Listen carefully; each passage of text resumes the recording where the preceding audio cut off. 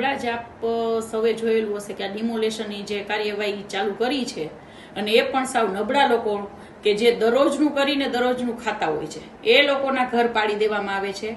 તો થોડીક આ લોકોને શરમ આવી જોઈએ, આ સત્તાધીશોને. બરાબર, આજે વસ્ત્રાપુરનો જે બનાવ હતો તો જે પણ ગુનો કર્યો તો એને તમે આપ લોકો સજા આપો, એના પરિવારને શું કામ સજા આપો છો?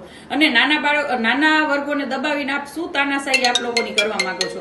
આપ લોકોને એવું છે કે નાના વર્ગોને દબાવી અને લોકોમાં બીક પેસાવો છો આપ લોકો. જરાય નહીં, પબ્લિક સજાગ થઈ ગઈ છે. અને ખાસ કરીને ડિમોલેશન તો સાગઠિયાના ઘર ઉપર ફેરવવું જોઈએ, જેમાં કેટલા બધા લોકો મૃત્યુ પામ્યા. એવા તો કેટલા બધા નામ છે. અને જે હર્ષસંઘવીએ 50 લોકોનું જે લિસ્ટ ગુંડાઓનું બહાર પાડવાનું કહ્યું છે ને, એમાં લગભગ મોસ્ટ ઓફ તો 30 ગુંડાઓ તો બીજેપી પાર્ટીના જ નીકળશે. તો જે કેમ ભાઈ, ઘણા બધા એવા નામ છે કે જેને ઘણી બધી જમીનોના કૌભાંડમાં જેના નામ ખુલ્યા હતા, પણ બીજેપી પાર્ટી સાથે બિલોંગ કરવાથી એના નામ છાવરી લેવામાં આવે છે. શું કામ ભાઈ? અને ખાસ કરીને ગુજરાતમાં ખુલ્લે આમ દારૂ વેચાય છે. તો એ બુટલેગરોને આપ લોકોએ પકડ્યા, એની ઉપર કાયદેસર કાર્યવાહી કરી.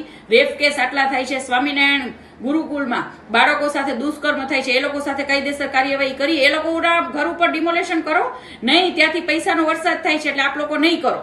બરાબર, એટલે આ બધું બંધ કરો. નબળા લોકોને દબાવવાનું બંધ કરો બને ત્યાં સુધી. બરાબર, અને જ્યાં પણ ડિમોલેશનની કાર્યવાહી થાય એને મને એક કોલ કરજો.